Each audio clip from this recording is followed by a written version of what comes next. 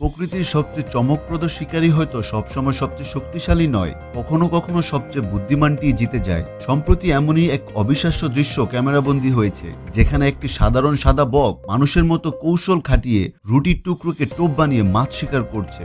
ঘটনাটি প্রকাশ্য আসতেই সামাজিক যোগাযোগ মাধ্যমগুলোতে ভিডিওটি ঝড় তুলেছে। লাখো মানুষ বিস্ময়ে দেখেছেন কি অসাধারণ উপস্থিত বুদ্ধি আর ধৈর্যের পরিচয় দিয়েছে এই পাখিটি। ভিডিওতে দেখা যায় একটি বড় পুকুরের ধারে নিশ্চুপ হয়ে দাঁড়িয়ে আছে সাদা বকটি। তবে অন্য বকের মতো সে পানির দিকে শুধু তাকিয়েছিল না, তার ঠোঁটে ধরা ছিল মানুষের ফেলে দেওয়া একটি ছোট রুটির টুকরো।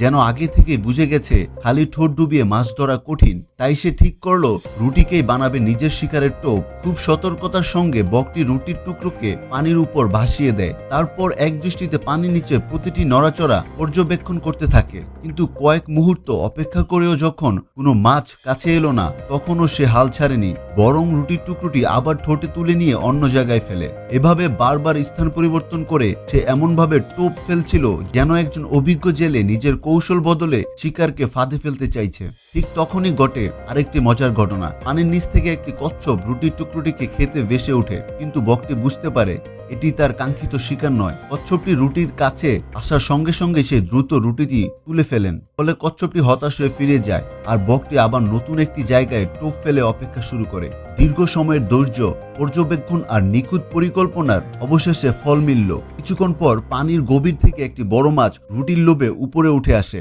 মাছটি রুটিতে মুখ দেওয়ার ঠিক সেই মুহূর্তে বিদ্যুৎ গতিতে পানিতে ঝাঁপিয়ে পড়েন বকটি। চোখের পলকে ধারালো ঠোঁটে মাছটিকে আটকে ফেলে এবং সফল শিকার নিয়ে ডাঙায় উঠে আসে। এই পুরো ঘটনাটি প্রমাণ করে বুদ্ধিমত্তা শুধু মানুষের একা সম্পদ নয়, প্রয়োজন হলে প্রকৃতির পানিরও পরিবেশকে কাজে লাগিয়ে নতুন কৌশল উদ্ভাবন করতে পারে। রুটির টুকরোকে টোপ হিসেবে ব্যবহার করে মাছ শিকারের এই অসাধারণ দৃশ্য তাই মুহূর্তের মধ্যে সামাজিক যোগাযোগ মাধ্যমে ভাইরাল হয়েছে। ভিডিওটি দেখে বিস্মিত নেটিজেনদের অনেকেই বলেছেন প্রকৃতির কাছ থেকে শেখার এখনো অনেক কিছু বাকি।